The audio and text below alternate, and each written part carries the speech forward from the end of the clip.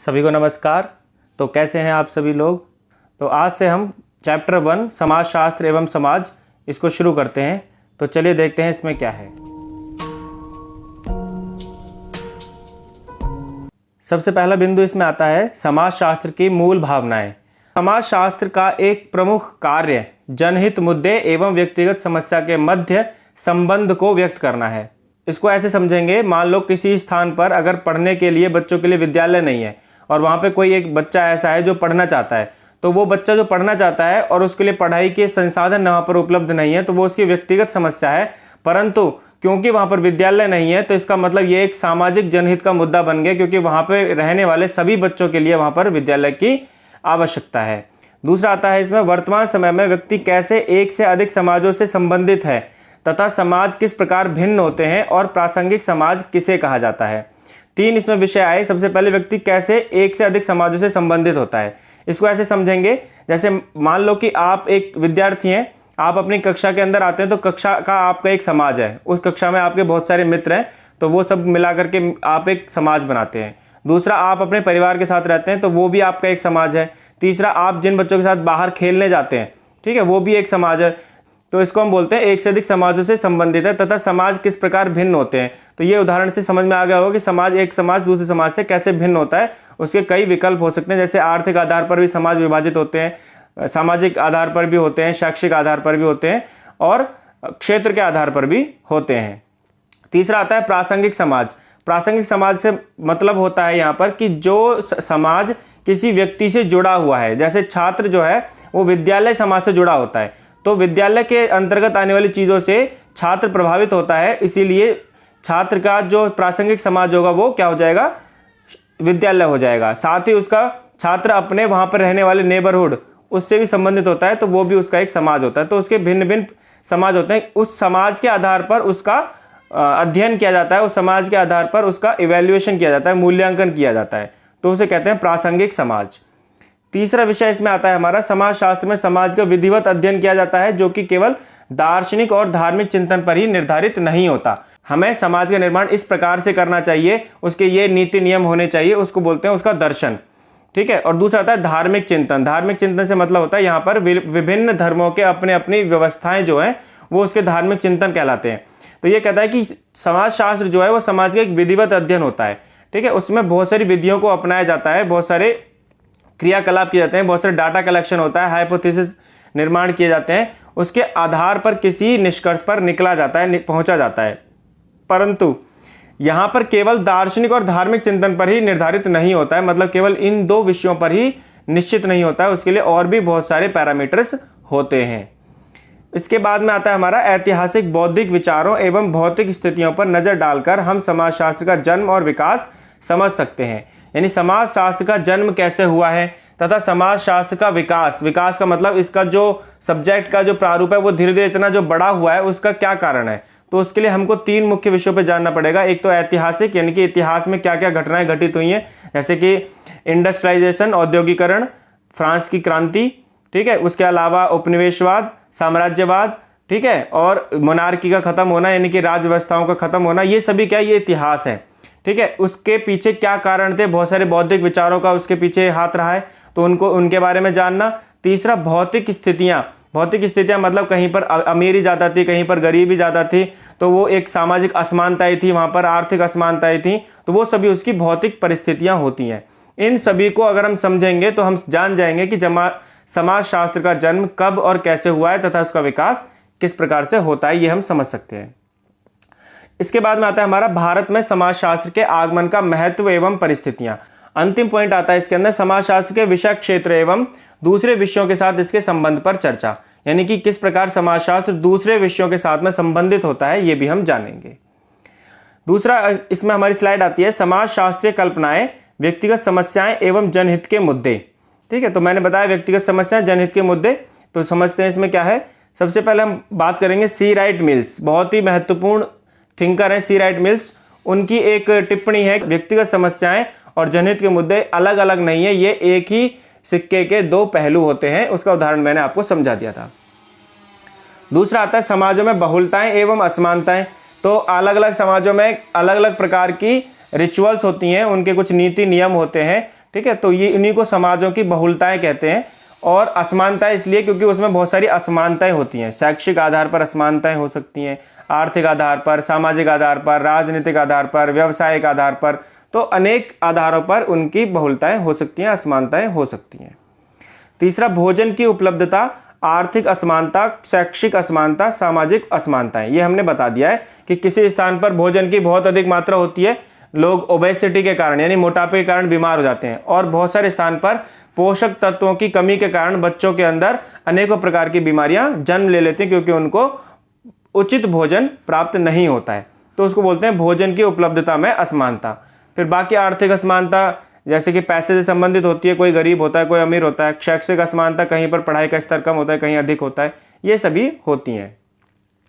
यहाँ पर अमर्त्य सेन जो है वो भारत के एक बहुत महत्वपूर्ण अर्थशास्त्री रहे हैं, ये इनको नोबेल प्राइज भी मिला है। तो इन्होंने एक उदाहरण दिया है, उसके बारे में हम अवश्य बात करेंगे कि कुछ भारतीय अमीर हैं, अधिकतर नहीं है, कुछ अत्यधिक शिक्षित हैं, अन्य निरक्षर हैं, कुछ ऐश और आराम की जिंदगी गुजारते हैं जबकि दूसरे थोड़े से वेतन के लिए सख्त मेहनत करते हैं। यह असमानता के कुछ विभिन्न प्रकार हैं, इनमें से प्रत्येक के लिए गंभीर चिंतन अनिवार्य है। समाजशास्त्र का परिचय।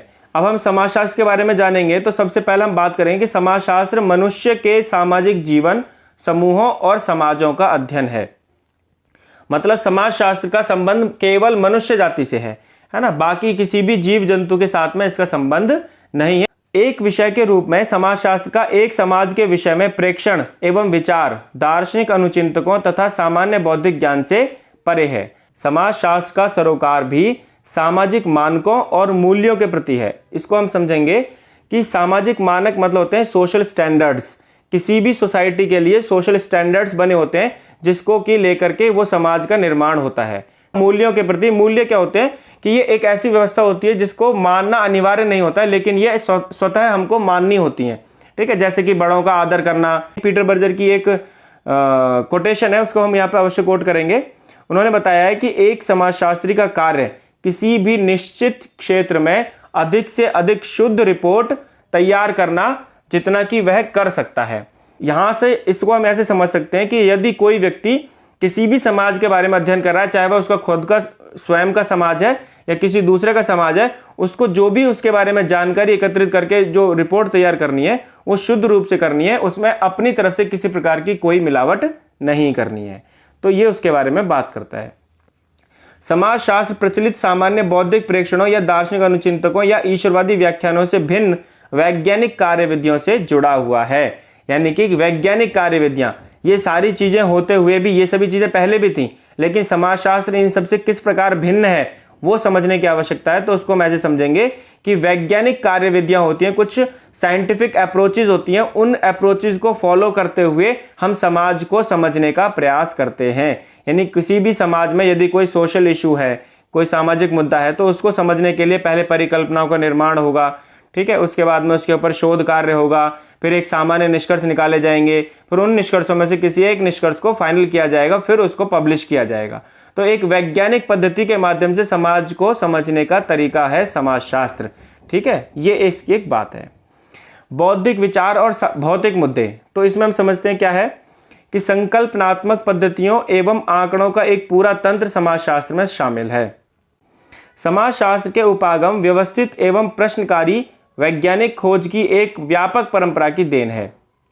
उपागम का मतलब होता है डिफरेंट अप्रोचेज, है ना। समाजशास्त्र के अंदर हम किस प्रकार से शोध कार्य करते हैं, तो कहता है कि वो बड़े व्यवस्थित होते हैं, सिस्टमैटिक होते हैं, और प्रश्नकारी यानी कि प्रश्न क्वेश्चनियर्स होते हैं, जो कि क्वेश्चंस पूछे जाते हैं, समाज में जाकर के क्वेश्चंस पूछे जाने, महिलाओं से पूछने, मजदूरों से पूछने, व्हाइट कॉलर के कार्य करने वाले लोगों से पूछते हैं। ठीक है, उसके आधार पर फिर एक वैज्ञानिक खोज की माध्यम से, वैज्ञानिक खोज की तरीके से इस सारे कार्य को किया जाता है, तब हम समाजशास्त्र के उपागमों को समझते हैं। तो समाजों को हम दो प्रकार से वर्गीकृत करते हैं, एक आधुनिक काल का समाज और एक आदिम समाज, यानी कि आधुनिक काल से पहले का समाज। आधुनिक काल हम किसे मानते हैं?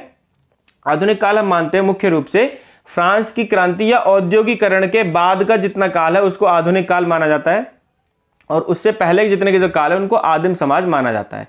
आदिम समाजों में हम और भी पीछे जाएंगे, तो जैसे कि सबसे पहले आदिवासी जो लोग थे, आदि मानव, जो कि इधर उधर घूम करके शिकार इत्यादि करते थे, उसके बाद में फिर धीरे धीरे उन्होंने क्या किया, उन्होंने चरवाहे वो बने, वो उसके बाद वो कृषक समुदाय बने, कृषक समुदाय के बाद में वो एक ग्रामीण समुदाय बने, फिर एक उसके बाद में आधुनिक समाज की तरफ वो आगे बढ़े। डार्विन फिंचेस के नाम से एक डार्विन का एक जीव विकास का सिद्धांत है, उसके आधार पर वो ये कहते हैं कि जो जीवों का निर्माण हुआ है, बायोलॉजिकल जो डेवलपमेंट हुई है जीवों के अंदर, डिफरेंट ऑर्गेनिजम्स के अंदर, वो बड़ी सिस्टमैटिक वे में हुई है। उन्होंने एक एग्जाम्पल दिया था जिराफ का। पर डार्विन के जीव विकास के सिद्धांत के आधार पर ही बहुत सारे समाजशास्त्री समाजशास्त्र के विकास के नियम को भी फॉलो करते हैं। 17वीं शताब्दी में यूरोपीय समाज के अंदर एक बौद्धिक आंदोलन शुरू हुआ, यानी कि वहाँ की जो जनता थी वो उस समय की जो परिस्थिति थी उससे बहुत ज़्यादा त्रस्त थी, उससे बहुत परेशान थी। इसके कारण वहाँ के बहुत सारे लोगों के अंदर ये विचार प्रारंभ हुए कि क्या ये जो हम परेशान होते हैं, ये दुखी हैं, क्या ये हम अपने कर्मों के कारण है या फिर हमारी व्यवस्थाएं ऐसी बनी हुई हैं जिसके कारण हम सभी लोग परेशान हैं, दुखी हैं। तो उस बौद्धिक आंदोलन को हम कहते हैं ज्ञानोदय या रेनेसां। इसके लिए अनेकों विचारकों ने अपने अपने विचार रखे, जिसके कारण वहाँ पे एक ज्ञानोदय हुआ, रेनेसां हुआ और लोगों ने एक भिन्न प्रकार की सामाजिक व्यवस्था को फॉलो किया। जैसे कि फ्रांस के अंदर फ्रांस की क्रांति का होना और वहाँ पर राज व्यवस्था की समाप्ति होने के बाद डेमोक्रेसी यानी कि लोकतंत्र की स्थापना हुई। समाजशास्त्र के संस्थापक अगस्त कॉम्टे फ्रांसीसी विद्वान। ये आपके लिए एक बहुत महत्वपूर्ण क्वेश्चन है कि अगस्त कॉम्टे कौन थे। तो अगस्त कॉम्टे समाजशास्त्र के पिता या समाजशास्त्र के जनक या समाजशास्त्र के संस्थापक माने जाते हैं। ये एक फ्रांसीसी विद्वान थे। इसके बाद में पॉइंट आता है हमारा इंग्लैंड उद्योग की क्रांति का केंद्र, यानी कि जो औद्योगिक क्रांति हुई है 18वीं शताब्दी 17वीं शताब्दी के अंतर्गत, वो कहाँ हुई है? सबसे पहले इंग्लैंड में हुई। इंग्लैंड जो एक पूरी तरीके से ग्रामीण समुदाय था, वहाँ पे अधिकतर लोग कृषि से जुड़े हुए थे, मजदूरी से जुड़े हुए थे, वो पूरी तरीके से परिवर्तित होकर के एक औद्योगिक समाज बन गया और वहाँ पे उद्योगों की स्थापना हुई, वस्त्र बनाने के उद्योग। उसके बाद नगरीय केंद्रों का उत्थान और विस्तार हुआ। ठीक है, जैसे जैसे औद्योगिक क्रांति हुई, जैसे जैसे उद्योगों का निर्माण हुआ, वैसे वैसे नगरों का निर्माण भी होता गया, क्योंकि उद्योग जहाँ पे विकसित होते हैं वहाँ पे लोग रोजगार की तलाश में पलायन कर जाते हैं और पलायन के कारण वहाँ पर जो जनसंख्या होती है वो बढ़ जाती है। सरकार को वहाँ पर बहुत सारी सुविधाएं शुरू करनी पड़ती हैं, तो वो जो एक क्षेत्र होता है वो नगरीय केंद्र बन जाता है। तो इसीलिए इस औद्योगिक क्रांति के कारण नगरीय केंद्रों का उत्थान हुआ और विस्तार हुआ। तो ऐसी स्थितियों में क्या होता है, ये हमें समझने की आवश्यकता है कि जब औद्योगिक समाज बन जाता है कहीं पर भी, तो वहाँ पर जो है वो वहाँ का समाज किस प्रकार से परिवर्तित होता है, ये छोटी सी वीडियो मैं आपके साथ शेयर करूँगा। ये फिल्म CID एक बहुत पुरानी मूवी है, जॉनी वॉकर के ऊपर फिल्माया गया ये एक गीत है, ऐ दिल है मुश्किल जीना यहाँ, ज़रा हटके ज़रा बच के है मुंबई।